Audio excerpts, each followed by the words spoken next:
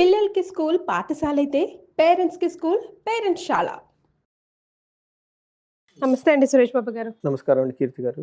So Makar రాశి వారికి August 1వ తారీఖు నుంచి 31వ తారీఖు వరకు ఎలా ఉంటుందో తెలియజేస్తారా? సో మనకి మకర రాశి ప్రిడిక్షన్ ఎలా ఉండబోయో చూసుకునే ముందు కనుక చూస్తే మనకి ఆగస్టు మంత్లో చాలా ముఖ్యమైన పండగలు, విశేషాలు, ఎన్నో వ్రతాలు, హోమాలు చేసుకోవడానికి చాలా అవకాశం ఉండే ముఖ్యమైన పండగలన్నీ ఉన్నాయండి.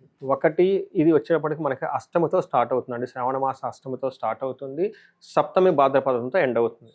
మనకి 8th డేట్ని కనుక చూసుకుంటే వరమహాలక్ష్మి వ్రతం మనం చేసుకుంటూ ఉంటామండి. తర్వాత 9th ఇమీడియట్లీ నెక్స్ట్ డే వచ్చేటప్పటికి గాయత్రి మాత జన్మించిన రోజు, ఆ రోజు రక్షాబంధనం చేసుకుంటాం. అలానే వచ్చేటప్పటికి ఉపకర్మ, జంజాలు మార్చుకోవటం ఇవన్నీ కూడా చేస్తూ ఉంటారు. తర్వాత మనకి 16th శ్రీకృష్ణ జన్మాష్టమి ఉంది. తర్వాత 27th వినాయక చవితి ఉందన్నమాట. సో మనకి ఎవరైనా గనక అమ్మవారికి ఈరోజు వరమహాలక్ష్మి రోజున కనుక చేసుకుంటే ఎందుకు చేసుకుంటే ఒక గ్రాటిట్యూడ్ అండి. మనం అడగకుండానే అమ్మవారు ఎన్నో రకాల వరాలు మనకి ఇచ్చేస్తూ ఉంటుంది. ఒక మనిషి ఉదయం నుంచి సాయంత్రం వరకు సుమారు జ్యోతిష శాస్త్రం 800 రకాల పనులు చేస్తాడంటండి. మనం అన్నీ కావాలని అమ్మవారు అనుకోం కదా. మరి టయానికి బ్రేక్ఫాస్ట్ తింటాం, లంచ్ తింటాము, కార్లో తిరుగుతుంటాం, టయానికి నిద్రపోతూ ఉంటాం, ఎన్నో పనులు చేసేస్తూ ఉంటాం. అవన్నీ అమ్మవారి అనుగ్రహమేగా. అనుగ్రహం అనమాట. అంటే అడగకుండానే ఆటోమేటిక్ అమ్మవారు ఇస్తుంది కాబట్టి దానికి కృతజ్ఞతాభావంగా అమ్మవారిని మనం స్మరించుకోవటం, పూజ చేసుకోవటం, వ్రతం చేసుకోవటం ఎంతోనా ముఖ్యం అనమాట. ఇంకా అడిగామనుకోండి ఇంకా చాలా ఇచ్చేస్తారు. అందుకని ఆ రోజు చాలా ముఖ్యమైన రోజు. ప్రతి ఒక్కళ్ళు ఎంతో కొంత శక్తి కూడా అది స్కిప్ కాకుండా మనం పూజ చేసుకోండి. అట్లీస్ట్ పూజ చేసిన వాళ్ళ పక్కన కూర్చుంటే మనకు ఆ పుణ్యం వస్తుంది. సో ఇవి అందరూ జరుపుకోవాలని చెప్పేసి మనం కోరుకుందామండి. మనం కనుక మకర రాశి కనుక చూసుకుంటే మకర రాశి వాళ్ళకి లాస్ట్ 4 months ఒక రకంగా వాళ్ళు ఫ్లైట్లో ఎగిరి గాల్లో తేలిపోయారు అనమాట. ఓకే. అయితే జులై మంత్ కొంచెం స్లోగా ఉండమని నేను చెప్పడం జరిగింది. అంత దూకుడుగా వద్దు, ఆలోచించి నిదానంగా వెళ్ళండి, కేర్ఫుల్గా వెళ్ళండి అని చెప్పాను. అయితే ఆగస్ట్ మంత్ కూడా వీళ్ళు కొంచెం కేర్ఫుల్గా ఉండటం ఎంతైనా అవసరం.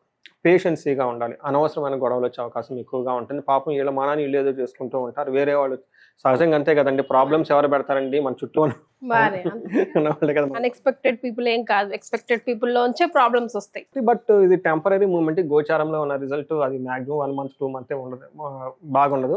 జనరల్ ఓవరాల్ అంతా బాగుంది. బట్ 2 months జూలై ఆగస్ట్ మంత్లో ఎక్కువగా 7th హౌస్లో 8th హౌస్లో ప్లానెట్స్ ఉన్నాయండి. అవి కొంచెం ఇబ్బంది పెట్టే పరిస్థితి కాబట్టి కొంచెం పేషెన్సీగా దూకుడుగా వెళ్ళకుండా, కొత్త వాళ్ళతో పరిచయాలు పెంచుకోకుండా, కొత్తగా ఏమంటారు రిస్కీ పనులు చేయకుండా కొంచెం ఆఫ్ చేసి తర్వాత చేసుకుంటే బాగుంటుంది.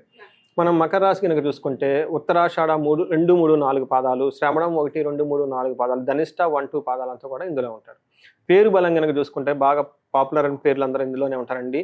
బో, జా, జీ, జూ, జే, కా, గా, గి అన్న పేర్లు కూడా మనకి మకర రాశిలో ఉంటారు.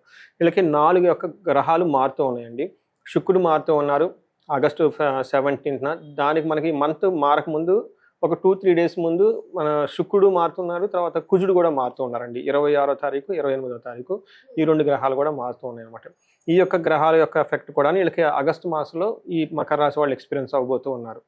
మనం లఘు గోచారం, సూక్ష్మ గోచారం ప్రకారం కనుక చూసుకుంటే వీళ్ళకి ఎలా ఉంటుందంటేనండి, ఒకటి పీడ, కొంచెం హెల్త్ అంత యాక్టివ్గా ఉండదు, ఏదో ఒక విధంగా బాధించబడుతున్నట్లు, ఓవర్ హీట్ చేయటం అవన్నీ చేసే అవకాశం ఎక్కువగా ఉంటుంది. తర్వాత విరోధము, విపత్తి అని చెప్తుంట అన్ఎక్స్పెక్టెడ్గా ట్రబుల్స్ వచ్చే అవకాశం ఎక్కువగా ఉంటుంది. వీళ్ళ చుట్టూ ద్వేషించబడే వాతావరణం ఎక్కువగా ఉంటుంది. ఇది కొంచెం ఏ ప్రకారంగా చూసుకున్నా అంత అనుకూలంగా లేదు కాబట్టి కొంచెం జాగ్రత్తగా ఉండాలని మనం వీళ్ళకి సూచించవచ్చు. మనకు 8th హౌస్లో సూర్యుడు ఉండటం వల్ల ఏమవుతుందంటేనండి, దుర్దోష శత్రు సంవాదం గమన గద దుఃఖ వార్తాశ్రుతం చైవ అష్టమస్తే యథారవి అని చెప్తూ ఉంటారు. ఈ ప్రకారం కనుక చూసుకుంటే దుర్దోష అంటే చెడు ఉద్దేశాలు ఎక్కువ ఉంటాయండి వీళ్ళకి ఈ టైంలో. తర్వాత శత్రువులతో ఈళ్ళే పోయి గొడవ పెట్టుకునే అవకాశం ఎక్కువగా ఉంటుంది. తర్వాత గమన వ్యధ, వచ్చేటప్పుడు పోయేటప్పుడు ప్రయాణాలు చేసుకుని వాటిలో ఉపయోగం ఏం లేకుండా తిరుగుతూ ఉంటారు. దుఃఖం కలిగించే వార్తలు వినే అవకాశం ఎక్కువగా ఉంటుంది. కొంచెం కేర్ఫుల్గా ఉండాలి. తర్వాత మనీ ప్రకారంగా కూడా కొంచెం జాగ్రత్తగా పెట్టుకోండి. దుబారాగా ఖర్చు అవకాశం ఎక్కువగా ఉంటుంది. డబ్బు అంతా విత్డ్రా చేసేసి చక్కగా లాకర్లో పెట్టుకొని లాక్ చేసుకొని, లాక్ దూరంగా ఎక్కడన్నా పెట్టుకోండి, లేదంటే డబ్బు వాడేస్తూ ఉంటారు. 9వ ఇంట్లో కుజుడు ఉండటం వల్ల అగైన్ ఇది అంత అనుకూలమైన పరిస్థితి కాదండి. జనరల్గా ఈ టైంలో ఏమవుతుందంటే అండి, స్థాన భ్రష్టత్వం, అనుకున్నంత పని ఎఫెక్ట్గా పని చేయలేరు. ప్రొఫెషనల్స్ సంబంధించిన విషయాల్లో కొంచెం జాగ్రత్తగా ఉండాలి. వృధాగా విపరీతంగా ఖర్చు పెట్టేస్తారు. ఇప్పుడే నేను చెప్పాను, విపరీతంగా ఖర్చులు వచ్చేస్తాయి. ఎందుకో ఏమో తెలియదు, కళ్ళు మూసి ఇలా కళ్ళు చేసరికి డబ్బులు అయిపోతాయి. అలా అయిపోయిన తర్వాత పోనీ ఏదైనా పెద్ద పెద్ద పనులు చేసామంటే ఏముండదు. ఈ విధంగా ఉండే అవకాశం ఎక్కువగా ఉంటుంది. శత్రువుల వల్ల భయం పడే అవకాశం ఎక్కువగా ఉంటుంది. రెండోది శుక్రుడు కూడా వీళ్ళకి అనుకూలంగా లేరండి. అంటే దాదాపు 3-4 గ్రహాలు వీళ్ళకి అనుకూలంగా లేవు. ఈ టైంలో విరోధ శత్రు పీడం జ్ఞాతీనాంచ విరోధద ఆయాసో ధారాపుత్ర ద్వేష్ట అని చెప్తుంటారు. ఇంట్లో భార్యతోటి పిల్లలతో గొడవ పట్టడం, తర్వాత విపరీతంగా ఆయాస రావటం, హెల్త్ సరిగా ఉండదు. జనరల్గా ఏమంటే హెల్త్ మనకి బాగలేనప్పుడు మన మధ్య సింపతి చూపించే వాళ్ళు ఉండాలి. కానీ మకర రాశి వాళ్ళకి ఉల్టా, వీళ్ళకి హెల్త్ బాగుండదు కాబట్టి అందరూ ద్వేషిస్తూ ఉంటారు. ఇది ఇంకా టఫ్ అనమాట.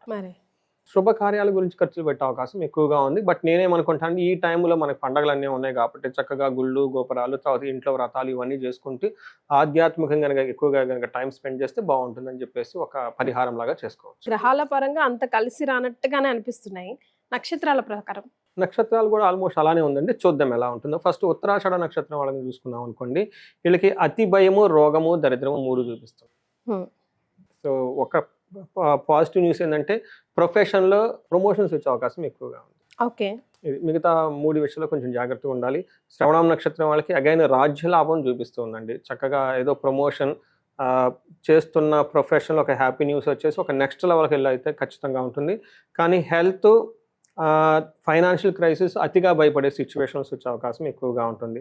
ధనిష్ట వాళ్ళకి కూడా సేమ్ అండి. వీళ్ళకి రాజ్యలాభం చూపిస్తుంది, అతి భయము, దరిద్రము, రోగము చూపిస్తుంది. ఓకే, అంటే మనం కనుక చూసుకుంటే వీళ్ళకి ఒక 20-30% మాత్రమే బాగుంది, మిగతా విషయాలు బాగలేదు. కొంచెం జాగ్రత్తగా ఉండాలి. ఉత్తరాషాఢ నక్షత్రం వాళ్ళకి గాయాలు అయ్యే అవకాశం ఎక్కువగా ఉంటుంది. కొంచెం కేర్ఫుల్గా ఉండాలండి. సో మరి 30-40% బాగుంది అని అంటున్నారు కాబట్టి మరి గట్టిగానే రెమెడీస్ పాటించాల్సిన అవసరం మకర రాశి వారికి ఎంతైనా ఉందని అనిపిస్తుంది. మరి ఎలాంటివి సూచిస్తారండి? నేనేం చెప్తానంటే అండి, వీళ్ళకి ఏలినాడు శని యొక్క ఇంప్రెషన్స్ ఇంకా చాలా మందికి ఉన్నాయండి.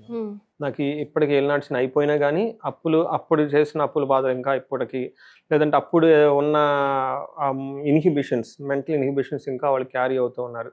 నేను చాలా మందికి ఏం చెప్తానంటే ఈ రాశి వాళ్ళకి, ఇది మనకి అందులో కూడా చెప్పుకున్నాం, మనకి ఉగాది రాశి ఫలాల్లో కూడా చెప్పుకున్నాం, వీళ్ళు కుంభకోణం నవగ్రహ టెంపుల్స్ కంపల్సరీ విజిట్ చేయమని నేను చెప్తానండి. ఓకే, లేదంటే ఎట్టి పరిస్థితుల్లో మనకి తిరునల్లారు అని ఉంటుంది, అక్కడికి ప్రతి ఒక్కళ్ళు ఎట్టి పరిస్థితుల్లో వెళ్ళాల్సిందేనండి.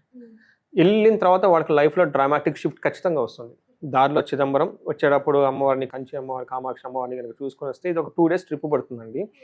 కొంచెం దూరం తమిళనాడు అనుకోకుండా, ఎందుకంటే ఇప్పుడు ఈ రోజుల్లో అన్ని కార్లు కానివ్వండి, తర్వాత ట్రైన్స్, రోడ్లు అన్ని బాగున్నాయి. అందులోనూ ఈ ట్రిప్ కూడా బాగుంటుంది. అది ఆ రోడ్ అంతా ఒకటే లైన్లు అన్ని చూసుకొని వస్తే చాలా బాగుంటుందండి. అది మనకి యాత్రల ప్రకారంగా చూసుకోవాలి.